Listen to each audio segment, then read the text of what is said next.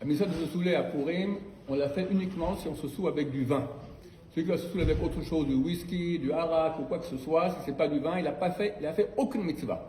Pourquoi? Parce qu'on se saoule avec du vin. Parce que dans la Megillat Esther, on voit que le miracle a eu lieu grâce à un festin de vin. Le premier festin où Achashverosh va tuer Vashti, après il a fait un deuxième, après un avec Esther, encore un deuxième avec Esther, etc.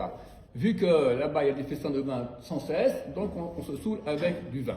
Que se passe-t-il au niveau des brachot, au niveau du Birkat Hamazon, de la prière? Est-ce qu'on peut prier lorsqu'on est sous? Réponse, ça dépend. Pour la Hamida, faire la Hamida, donc Mincha par exemple, on ne peut pas la faire si on est sous. Ça veut dire quoi sous? Si quelqu'un il a bu moins de 80 millilitres de vin, il peut faire son problème sa Hamida. S'il a bu 80 millilitres ou plus, il ne peut pas la faire.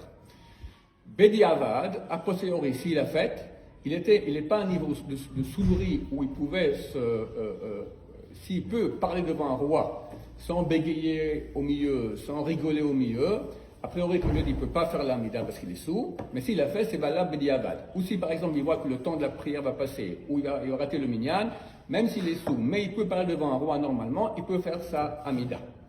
Birkat Hamazon, les sages d'Israël, encore pour l'amida, encore quelque chose. Si maintenant quelqu'un il a bu plus de 80 millilitres de vin, mais ça ne lui fait rien, il se sent vraiment tout à fait normal. Ou il a même bu beaucoup plus, mais il a bu ça dans le cadre d'un repas, un repas avec du pain. Et vu que quand on mange la soulerie, le vin influence moins, et lui en fait, il finit son repas, il voit qu'il est complètement en forme, il ressent absolument rien, il peut sans problème faire sa amida.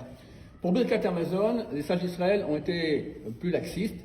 Ils ont dit que même si quelqu'un il est sous, mais il peut parler devant un roi, a priori, pas comme après a posteriori, mais là a priori, il doit faire Birkat Hamazon. Et si même il est sous au point qu'il ne peut pas parler devant un roi, il bégaye, il rigole au milieu, il doit faire Birkat Hamazon. C'est uniquement pour Birkat Hamazon, même s'il est sous comme qu'il ne peut pas parler devant un roi, dans ce cas-là il fait Birkat Hamazon. Il y a un niveau encore plus haut qui s'appelle sous comme Lot, il ne sait plus ce qu'il fait. Il est complètement, il est plus dans ce monde-ci, là il ne fait rien, il n'a rien le droit de faire, rien du tout, parce qu'il est plus là.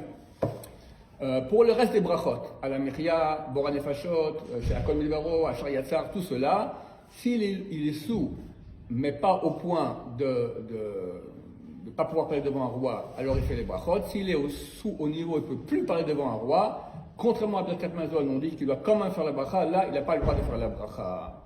On vous souhaite à vous tous une bonne mitzvah de Purim. Voilà, ce coup-là c'est